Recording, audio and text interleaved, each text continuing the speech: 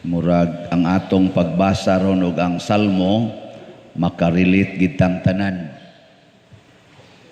Sa atong unang pagbasa gisaysay o gipasabot ni San Pablo ngadto ni Timoteo og nganhi nato unsa kangilad ang mahitabo sa tao nga mahigugma sa salapi. Kamo nahigugma mo sa salapi o wa? Kung may mukawat sa inyong kwarta, di mo masuko.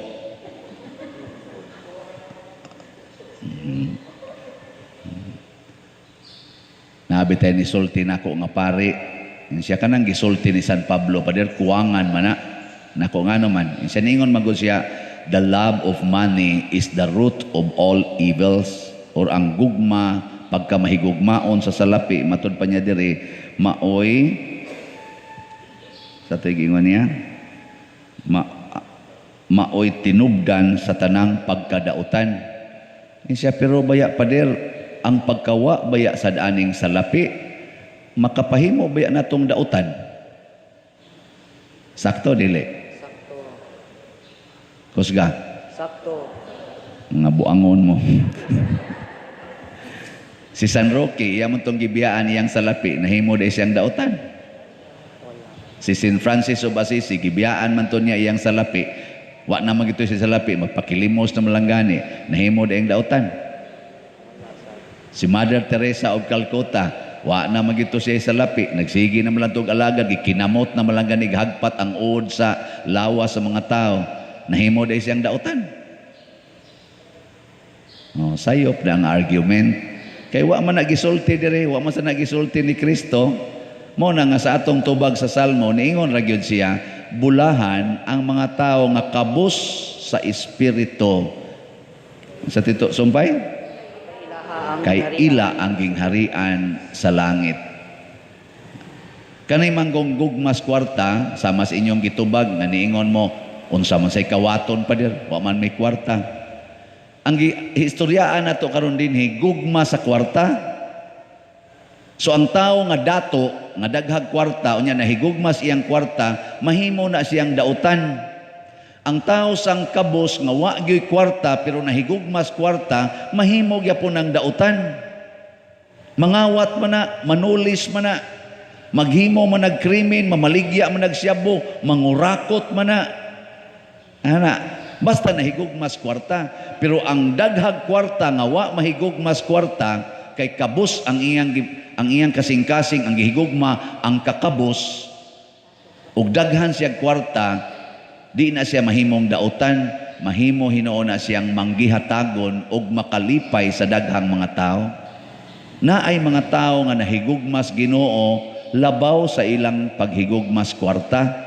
Mao na nga pag-ingon nato, oh maligya tag slat para tukod ta aning kapilin ha. Nang hatag dayon. Ang uban mga maid lang, napaganiroy bag-o nga driver siya habal-habal. Nya iya jud kuno nang gigahin nga ang una niyang biyahe padung adto sa syudad, gikan Bukid Manila. Ang una niyang biyahe padung sa syudad, iyang ihalad para ipalit niya sa slot. Kapalit gi siya duha ka slots karon. Siya pa der nalipay jud kong na-extend hangtod sa September 30. Kay makapalit patingali kong usa ka slot kutob September 30 kay kada lagi niya biyahe kada adlaw padung sa syudad, unang biyahe padung syudad, iyang ihalad sa kapilin ha.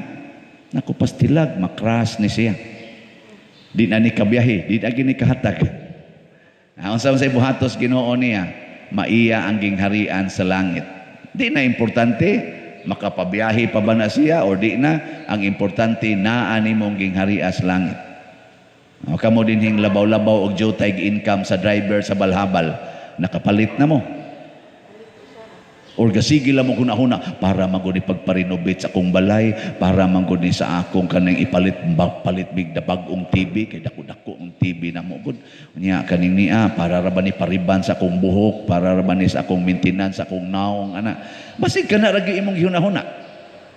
or ilisan ra ba ni nako among sakyanan karon kuan sa kay na mahal kay nang project ni Father sus 30 million kadako ana naarba ko'y palitonon nga 2.5 million nga sakyanan kaako lang sa ning tigumon mo na imong hunahuna ron patay ka diha nahigugma kas kwarta ang sunod god nga isulti sa nahigugmas kwarta ang isulti gamita ko tanaw ha ang isulti sa kwarta ba wa man gina magtingog pero ako na lang nagihunahuna muingon ginang kwarta nahigugma man kanako gamita gyud ko paglipay sa imong kaugalingon lipayon tika pasagdi ng uban diha kay ako kang lipayon amo nay unang isulti sa kwarta mo na hakop gyud ka kay daghang kwarta lipay gyud ko ani pusta gyud ko aning swertres ana namang gani nangayo na kog numero yung tagay kog numero pader nako unsaon man na nimong numero sa bisag unsa lang numero ha from 1 to 10 unsa na 1 to 0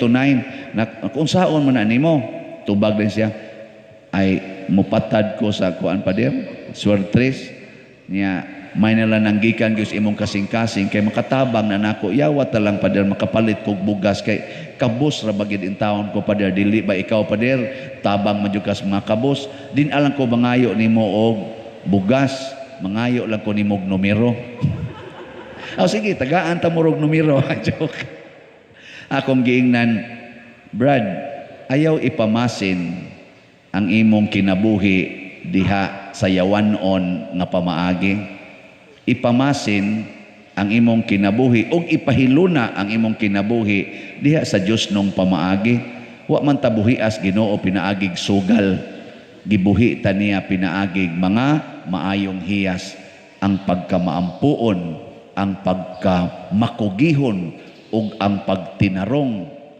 labaw sa tanan ang pagkakontento kung unsay naa nimo mo nagingon San Pablo daghan ron mga tao nagahuna-huna nga ang relihiyon makapadato munang siging lalis ron ang daghang gatukod og relihiyon gasigig lalis lahi kayo ang Katoliko ang ato bang simbahang Katoliko ba lahi kayo kung imong subayon ang history wa gyud ta magtukod og relihiyon aron makiglalis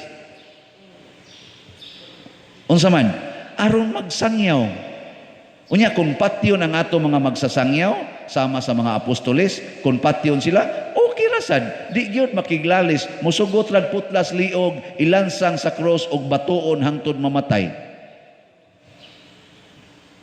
giingnan niya Timoteo ni San Pablo nga pagbantay gid ha nga magsigi na lang mo glalis magsigi mo og contest og kinsay nakasabot ni Dios pulong sa Ginoo hangtod na lang Ginoo din agid noon ninyo masabtan ang pulong sa Ginoo mo na karon siging lalis pare anang magsigig ingon nato pader nganong musimba mamo og mga rebolto nako kinsa man ka pila imong edad ini siya 20 akong edad niya naglibog jud ko pader nganong magsimba tag rebolto Katoliko man ko nako kanang pangutanaha kay babae man to siya nako kanang pangutanaha day mga 4th century ngari sa 15th century gisigihan na nagdiscuss gisigihan na naugtubag maurag yapon ang pangutanaha hangtod karon hapit na lang matapos ang kalibutan maurag yapon ang pangutanaha kadugay na anang gitubag nganong di man kasabot kay gusto ra gyud lalis dili gusto og kamatuoran mura kina nya mo na ingon San Pablo ay mo pagsiglalis tumana hinoon nya unsa may gisulti karon sa Ginoo ayaw gyud higugmaa ang salapi ay napakiglalis ana kay ang salapi mulaglag nato matud pa diring San Pablo maghatag og daghang mga kagul-anan kana mga taong nahigugma sa salapi kusmod kay nagmanga naong lingi anay mong tupad lingi nga di man kay mo mulingi kay kanang nahigugma sa salapi tikig kay nagliog di nakalingi magsige ra nag-anay na imo sangpit bungol kay saan sangpit mangayo sa kwarta bungol Nya pungkol. Di man nila katunol. Sige lang nag-ana, ako ni, ako. Muna magulanon kay na sila. Bisag naa sila 100,000 na kwarta, mawad-an lang nag 20 pesos kay ilam ginang ipon una sila matuog. Ana kay nahigugma sila sa lapi. Ila ginang ipon, maguol kay na sila mawadag 20 pesos. Pasangin lang ding ilang mga anak, nya kusion dayon latuson kay nganong nangawat og kwarta, bisan gugwa mawangawat, nalipat lang siya ba nahog na pasok nga to sa ilawom siyang katre. Ang gilatos ang iyang anak kay gipangita ang 20 pesos.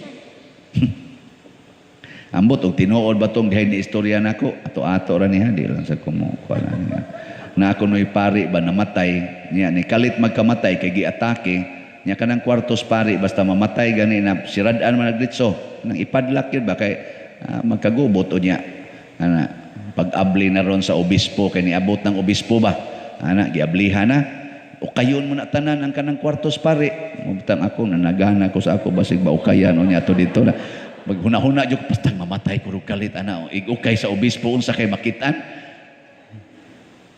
nisulti ang ilang kanang tigatiman ba sa housekeeper ba nga kadto kunong paria di gyud magpalimpyo siyang kwarto wa jud kuno siya kasuway nga gihangyo siyang molimpyo siyang kwarto siya ra gyud ngadto siyang kwarto ana mo to nga misteryoso kay tong iyang kwarto ug tuod man pag-abli na ron sa obispo Mike and pagka-arrange ang bedsheet di ilang giukab dayon ang anang bed ba tan-aw kuan sus ilawom sa iyang bed didto gihapnig ang kwarta nga kana mga bills nga binandol ba iya ding higda-higdaan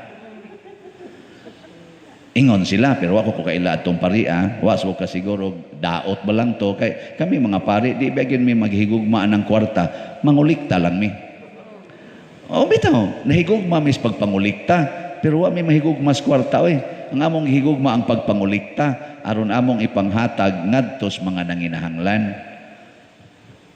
nganong madudahon man kay mong mga naong mo tan-aw na ako di man mo muuyon tanawa hasta kami inyo ming hunahunaon nga ingon ana oh nabitay ni ingon ako nasi nang utanan ako pader og ikay akong pangutanon pader kadtos Judas pader ba na langit o na impierno nako nganong interesado man kang Judas insa di ba lang ako lang ba mutana lang ko nimo na langit to na impierno ingon din ko wa ko kahibaw si Kristo rin nahibaw pero akong basihan ang akong limitadong pagpanabot na impierno gito Judas kay nagbudhi man siya ni Jesus sa ako ng limitadong pagpanabot pero ako kasabot ko as Ginoo sa ako pa der di jud ko motuo nga si Judas na impierno ngano man ingon din siya goy nakapasikat ni Jesus kay guwap amalansang si Jesus sa krus di mo sikat si Jesus oy unya si Judas goy nakapalansang niya sa krus mo'y nakapahimong natuman ang iyang misyon sa kalibutan tungod ni Judas kay nago na sa kasulatan nga kinahanglan siyang budhian di si Judas gyud mo'y nakapahimong malampuson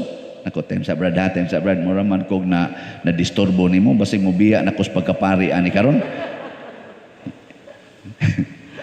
anya kay kami mo eskwela biya sa mig pilosopi nga gigamitan sa nakog pilosopi nako time sa hatarungon sa ni nato pag istorya kinsay nakapasikat ni Jesus isa si Judas nako basig na bali basig ni sikat si Judas tungod ni Jesus sa inyong tanaw hay may sakto ana ni sikat si Jesus tungod ni Judas o ni sikat si Judas tungod ni Jesus sige ulo-ulohi ko ninyo si Jesus bisag wa pas Judas sikat na oy bisag wa pa siya budhiing Judas libuan na katawo ang magsigig sunod-sunod niya ug wa sa gyud plano sa Jesus nga ang iyang gipili nga 12 ka apostoles ang usa mo budhi niya ang plano ni Jesus silang tanan magsangyaw sa maayong balita ug magpapahawa og yawa pero nganong gitugot man ni Jesus nga masudlag yawa si Judas aron matuman ang giingon sa mga pulong sa Ginoo kay kamatuoran man gyud nga ang gugma sa kwarta tuburan sa tanang dautan di mo ila bisag apostol pa ka ni Kristo, bisag pinili pa ka ni Kristo, basta imong tugutan ang gugma ni mos kwarta nga mo'y muhari, magbudhi gyud kas imong Ginoo. Muna ayaw mong kumpiyansa, sige mong simba dinhi, sige mong simba, mo serve pa mo diri, kuyog aning nagwali, nya nahigugma mos kwarta, mahimo gyud kang yawanon. Oh, kamo nga sigig simba dinhi, kamo sa diyang nagsigig paminaw aning akong online nga wali, nya nahigugma lang gyapon mos kwarta, patay mo mahimo mong hudas, mubudhi tas Ginoo tungod sa atong gugmas kwarta. Oh, kontrahon nato ang Ginoo tungod sa atong gugmas kwarta. Kay ang kwarta lagi moingon gina, gamita ko para sa imong kaugalingon. Bitan na magsikugwali din kanang inyong mga koral iirog na siya, buang ka ako ni. Ana. Di ba mo man itong rason? Ngano kung taon? Ana. Kanang inyong mga tanom, hala, ipanghatag na ngatos nyong silingan. Ngano gud ako ni? Ana dayon. Kakuha mo na? Nga sige mo simba din Uy. Mao na. Muna wa mo ila bisag apostol pa sama ni Judas nga special yung gipili is Ginoo. Wa to pilia para magbudhi. Gipili tos Ginoo aron mutuman siyang kabubuton ni supak man. Niyo si Jesus. Wa gid way ilhon ani. Muna kita magbaamping ta. Paminaw na to si San Pablo siyang instructions. Sundo nato ang mga babae sa Jerusalem kaning gihisgutan sa ebanghelyo nang ilang katigayunan gigamit nila pag-alagad ni Hesus, pag-alagad sa simbahan. Ang katigayunan ialagad nato simbahan. Nasa iningon nako nga usa ka pari, Father, nganong ning dawat man kaanang pagsulisit ikay chairman anang fundraising sa kapilinha, nga wa man gani ikay labot pag desisyon nila ana, ila raman na ang dungog na ila raman nga ikay hago kayo, inyong parokya hago kayo nya wa pag yun mo inyo sunan ka ng dakuan ng kwartahan na rong imong nakuan nya wa kay imo nakisige ngong wa koy ako.